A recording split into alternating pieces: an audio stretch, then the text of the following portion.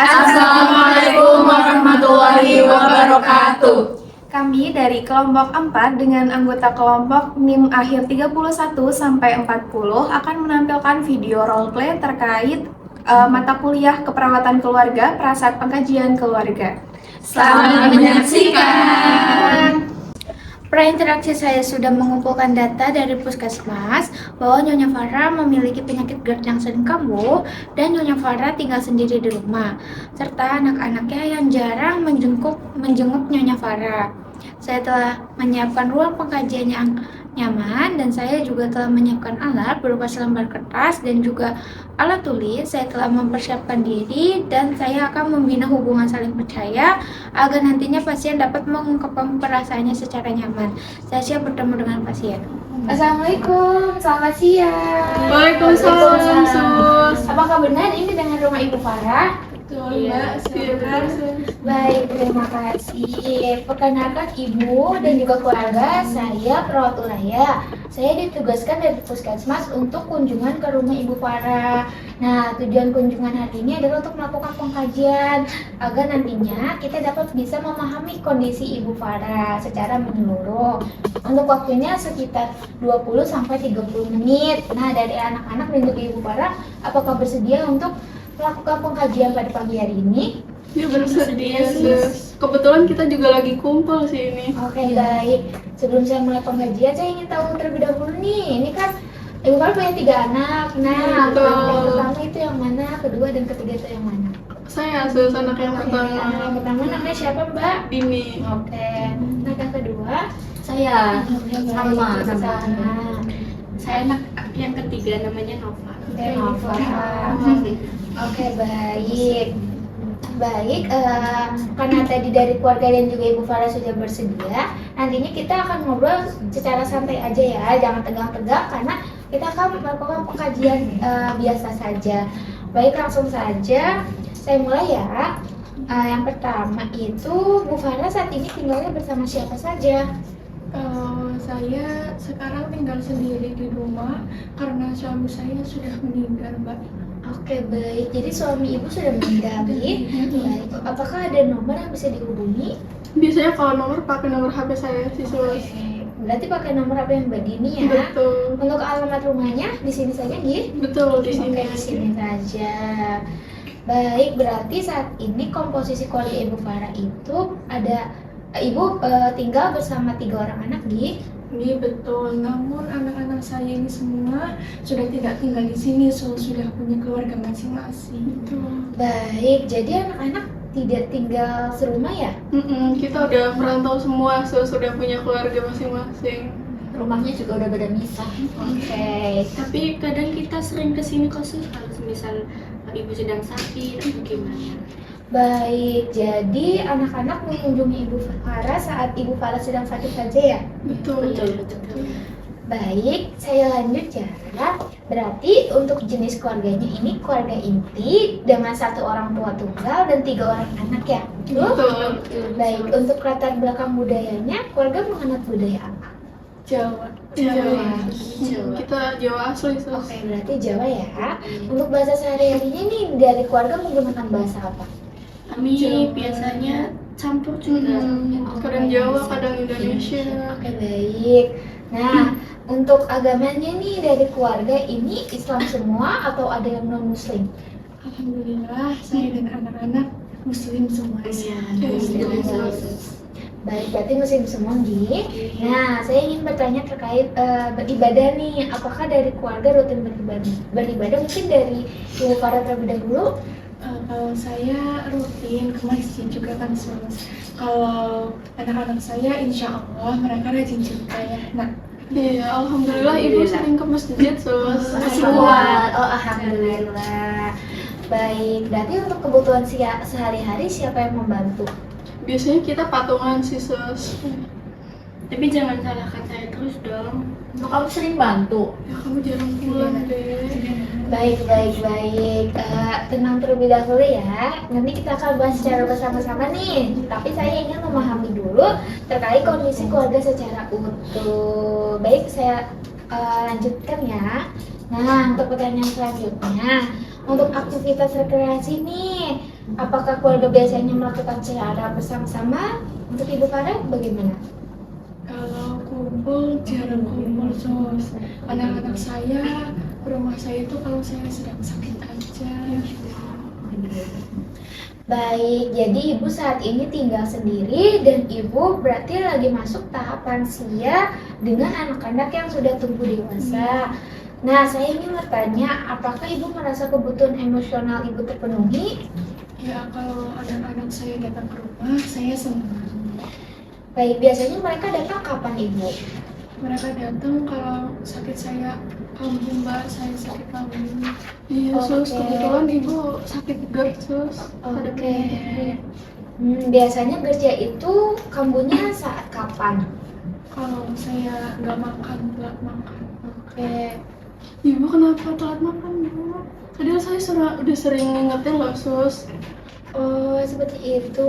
Nah, apakah Ibu pernah sengaja mengubah makanan atau hal lain? Kadang sengaja sih sus. Itu sengaja. Ibu kenapa bu? Kenapa nggak bilang? Pantes Bu? saya curiga dari kemarin ibu kayak gitu. Baik, diharapkan anak-anak untuk tenang terlebih dahulu nih.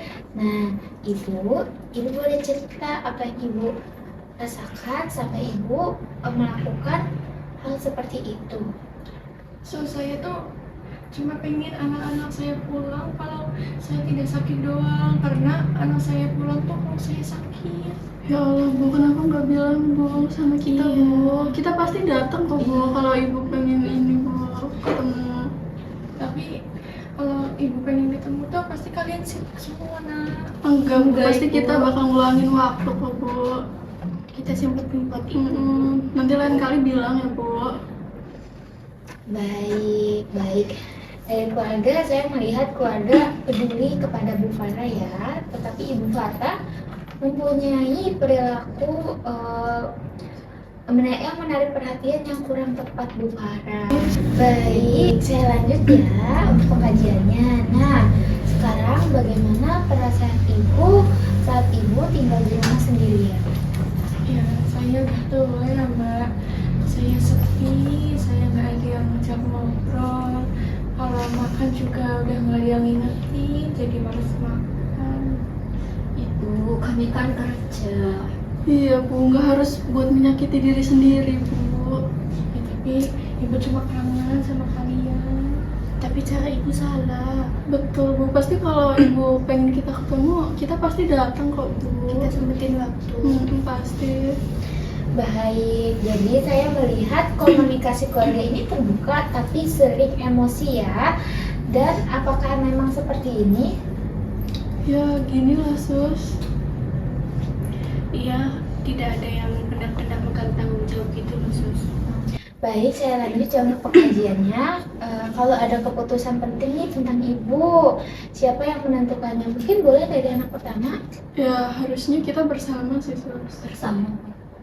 Oke, baik. Kalau dari anak kedua bagaimana?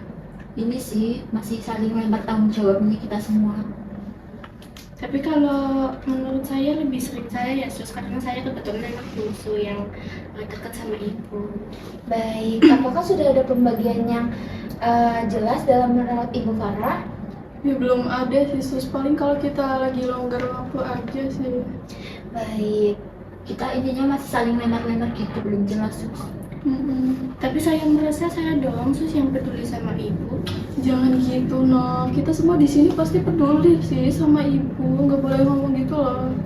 baik, bisa tenang ya, Mbak Dini. Ya gimana ya sus, orang kita semua di sini Iya. kan satu keluarga ya. Baik, saya sangat mengerti. Tapi kita bicarakan secara baik-baik. Nah, jadi saya dapat menarik kesimpulan. Tadi belum ada pembagian peran yang jelas ya. Iya betul. Ya. Baik, saya lanjut ke pertanyaan selanjutnya ya. Nah, saya ingin bertanya nih ke keluarga. Menurut keluarga, apa arti dari keluarga? Ya penting sih sus, saling aja lah ya sus, maksudnya saling melengkapi gitu. Iya, tapi sayangnya kami kurang hadir gitu. Iya sus, sebenarnya kita sadar sih, kita emang karena punya kesibukan masing-masing ya sus, jadi kita emang jarang pulang.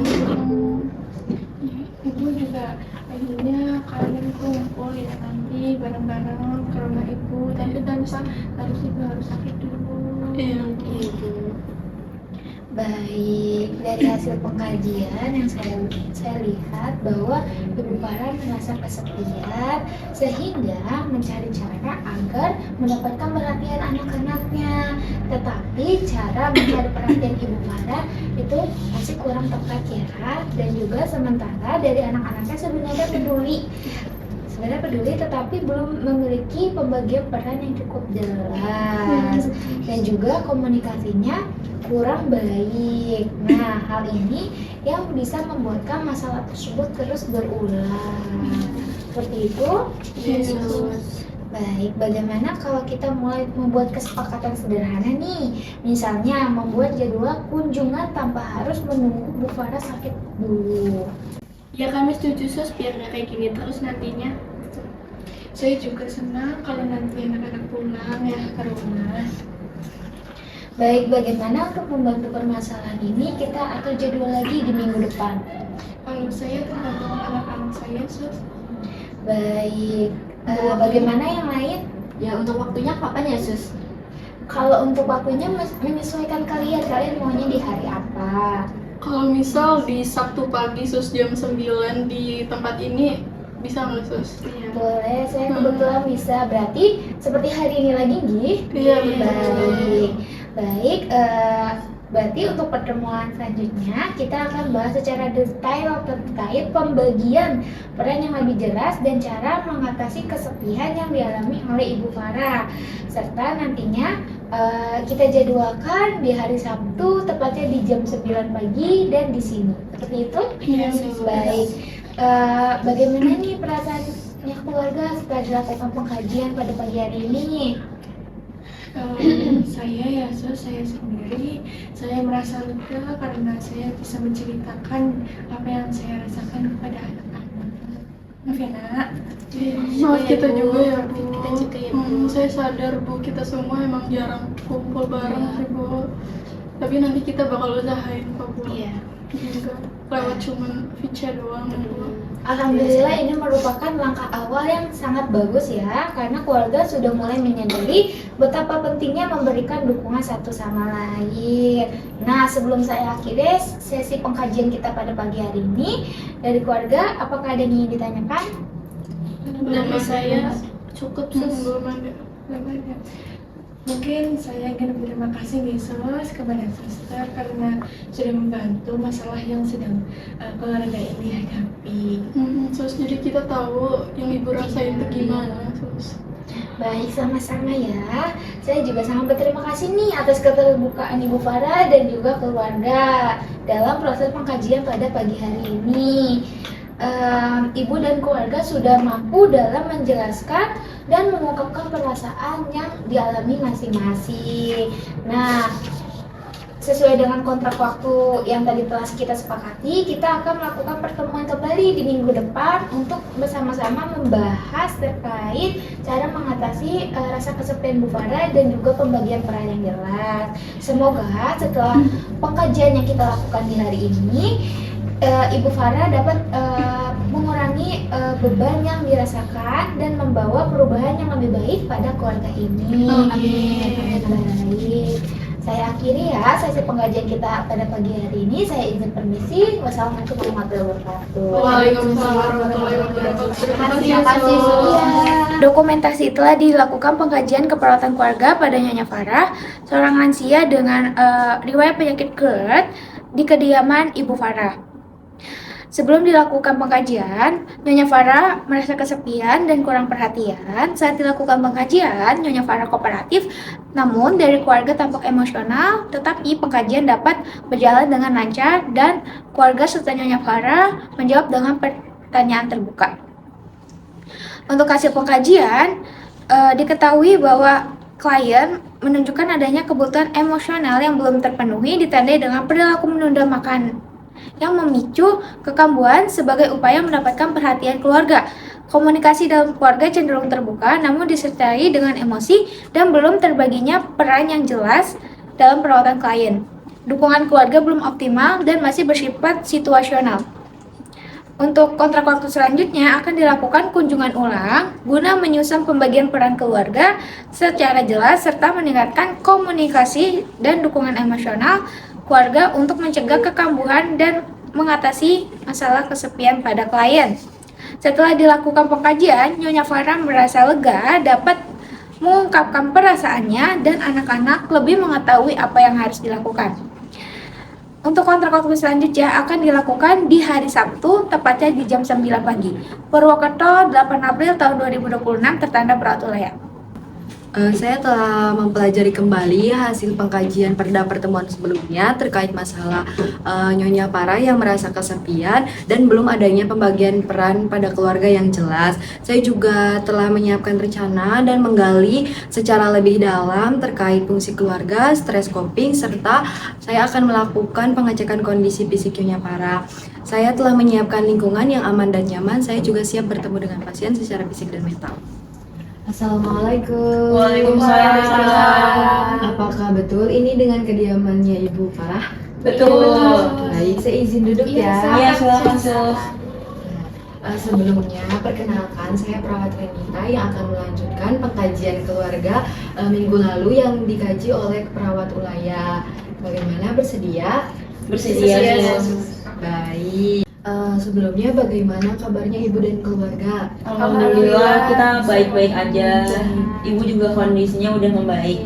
Alhamdulillah. Baik, kita akan melanjutkan pembahasan di minggu lalu ya. Dan sekarang kita akan berfokus ke fungsi keluarga, cara menghadapi stres, dan akan mengecek kesehatan ibu. Lalu nanti dari ibu dan keluarga hanya menjawab pertanyaan dari saya. Dan ibu dan keluarga bisa menjawab sesuai dengan keadaan yang aslinya. Untuk waktunya sekitar 30 menit, apakah bersedia? Bersedia, sus. Ya, dari kami juga udah coba atur jadwal kemarin, sus. Baik, bagus sekali ya. Nah, nanti boleh diceritakan ya, kita ngobrol santai aja kayak kemarin. Dan jangan khawatir untuk privasinya karena saya akan menjaga kerahasiaannya ya. Untuk tempatnya mau di sini saja? Di sini saja. Udah Baik. nyaman juga sih, sus. Baik, kita mulai ya. Iya. Nah, menurut ibu dan keluarga, dari pengkajian sebelumnya nih kemarin, bagaimana cara kalian menunjukkan rasa kasih sayang satu sama lain? Kalau ketemu biasanya saling cerita aja sih Mbak, tapi ya gitu jarang ketemu karena mereka kan juga sibuk ya, tapi sekarang sudah mulai sering sih sus. Iya benar, kita sayang ibu kok, kita semua anak-anak ibu sayang ibu. Tapi ya mungkin emang waktunya aja, karena kan kita jarang ketemu, udah pada kerja juga kan. Iya, memang jadi kita sedikit lebih terlalu fokus ke kerjaan gitu sus. Baik, jadi rasa sayang itu ada ya, tapi belum tersampaikan secara rutin begitu? Iya betul. Nah, untuk sekarang bagaimana biasanya keluarga berinteraksi atau menghabiskan waktu bersama? Kalau sekarang sih sudah mulai video call sih, sus. Sama ibu. Kemarin juga kita kan habis makan bareng-bareng di luar.